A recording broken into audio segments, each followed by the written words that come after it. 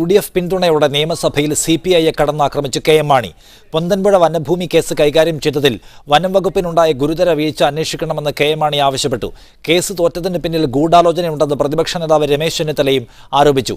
Case നടത്തിപ്പിൽ വീഴ്ച ഉണ്ടായിട്ടില്ലെന്നും വനഭൂമി നഷ്ടപ്പെടില്ലെന്നും മന്ത്രി കെ രാജു മറുപടി പറഞ്ഞു. UDF പിന്തുണയെ കൊണ്ടുവന്ന അടിയന്തര പ്രമേയ നോട്ടീസിലൂടെയാണ് കെ എം മാണി CPIക്കെതിരെ ആക്രമണം നടത്തിയത്. വനഭൂമിയുടെ ഉടമസ്ഥ സ്വകാര്യ വ്യക്തിയിലേക്ക് പോകേണ്ടി വന്ന കേസ് നടത്തിപ്പിൽ വനം വകുപ്പിന്റെ ഭാഗത്തുനിന്ന് ഗുരുതര വീഴ്ച വന്നെന്നായിരുന്നു കെ എം മാണിയുടെ ആരോപണം.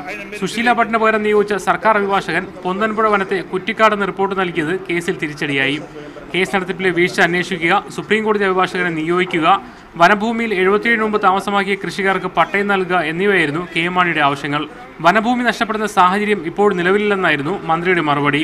ഹൈക്കോടതി വിധി അനുസരിച്ചും നിലവിലെ വനനിയമപ്രകാരവും ഭൂമി വിട്ടുകൊടുക്കേണ്ടതില്ല.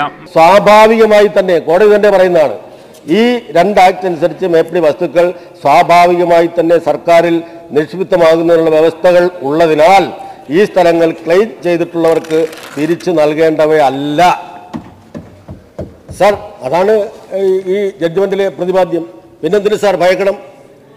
മന്ത്രിയുടെ അവകാശവാദം UDF അംഗങ്ങളും തള്ളി. സാർ, ഇതിന്റെ ഇങ്ങനെ ഒരു കോടതി വിധി വന്നതിന്റെ ഉത്തരവാദിത്തം സംസ്ഥാന സർക്കാരിന് അല്ലെങ്കിൽ പിന്നെ ആർക്കാണ് സാർ? ഹൈക്കോടതിയിൽ ഒരു അഭിഭാഷകൻ കേസ് തോറ്റുകൊടുത്തതുകൊണ്ട് മാത്രം സംഭവിച്ച ഒരു കാര്യമായി നമുക്കിതിനെ നിസ്സാരവൽക്കരിക്കാൻ കഴിയുമോ? 7000 ഏക്കറോളം വനഭൂമിയുമായി ബന്ധപ്പെട്ട സംഭവമായിട്ടും സർക്കാരിനെ പ്രതിരോധിക്കാൻ മുഖ്യമന്ത്രി എഴുന്നേറ്റില്ല.